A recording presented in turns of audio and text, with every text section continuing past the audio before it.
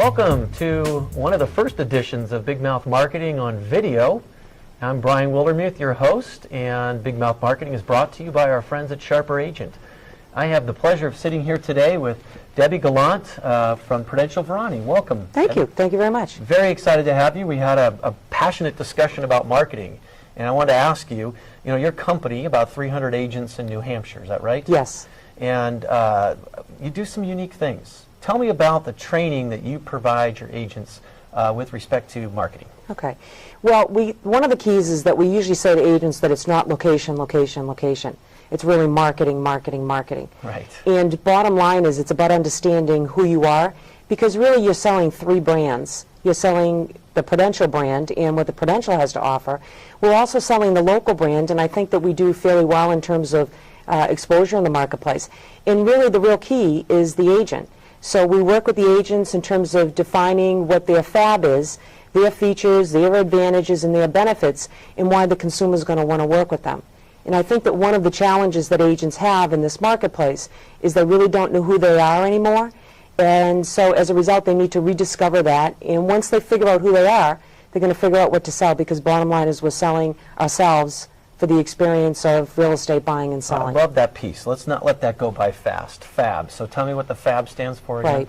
So your features, okay, your advantages, and your benefits. And the benefits are the WIFM, and that's the what's in it for me for the consumer. And the consumer does not want to be sold. They want to buy.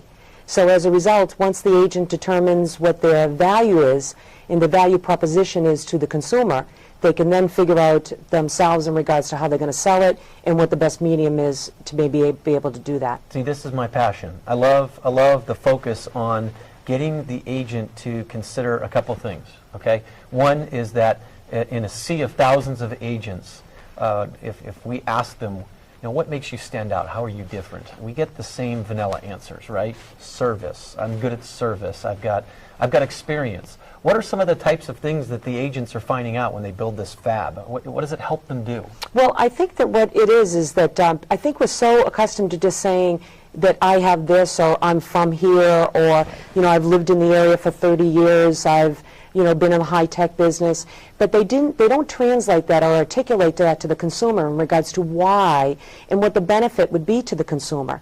So as a result, in terms of kind of redefining themselves and asking themselves, and I think that we're a constant work in progress, the consumer is constantly changing, and I think that we need to change with them as well. Once they figure out who they are, and then they can figure out who the target market might be, the market segment that might best benefit from what they have to offer. So that's an interesting thing. So do you teach them anything about target markets or what kind of markets? I've had some interviews recently where I asked people, who should you be targeting? Who should your agents be going after? And they say everybody. Now, is that really the case? Should every agent be going after everybody? Well, everybody needs a focus. So if you're going after everybody, you actually won't go after anyone. And so as a result, one of the things that I think that agents do is that during the discovery in regards to who they are, they then feel, number one, more confident, and then they can also figure out what medium is best suited in terms of displaying to the consumer what it is that they have to offer.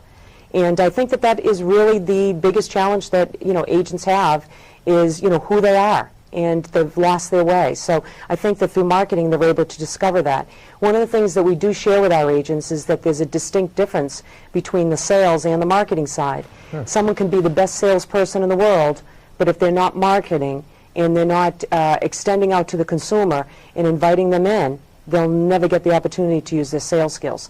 So really marketing comes first and then the sales. So do you when you go through this process with the agents, do some of them discover that maybe there's different kinds of marketing that isn't really cut out for them? Like I think a lot of agents have flocked to getting on Facebook and doing things like that. Is Facebook for everybody, or is it or blogging? Is blogging for everybody? One of the things that we always share with agents is that they should pick 4 consistent methods of doing business. We do describe real estate as well as our company like a library. They come in and there's a lot of different avenues that they can select, or different books, which one might be best suited for them. So some agents are more proactive, some of them want to be passive. We do share with the agents that the proactive activities are the ones that are going to reap them the best result. being top-of-mind awareness with the consumer is absolutely paramount with an agent. There are over 3,000 agents in the state of New Hampshire. Why are they going to hire Debbie Gallant? And so once they peel that away, they can figure out who they are and then who their target market might be. We do quite a bit in regards to market segments, because just like every house has a primary target market, you know, you can identify who they are, where they are, and what it is that they want.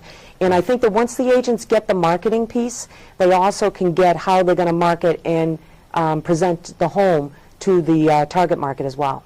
That's fantastic. So you're helping them zero in and be intentional. I see a lot of agents in this business letting things happen to them. So you're focusing them. What a great pleasure it is to sit down with you and hear. This is the kind of stuff that I love. So I might have you back. Okay, great. I'd call you up on the phone sometime and get you on the podcast again. But sure, I we really love it. appreciate you coming by. It was a pleasure to spend time with you. And to all of you, I hope you enjoyed that brief little bit on marketing. You got to listen to what she's saying. She knows what she's talking about. And if you're in New Hampshire or the part of the Massachusetts market, what part of the Massachusetts market are you in? Northern Massachusetts, but pretty much just call us. We'll take care of you in New England. Yeah, these guys, this is where you want to go, Prudential Verani. Thanks so much.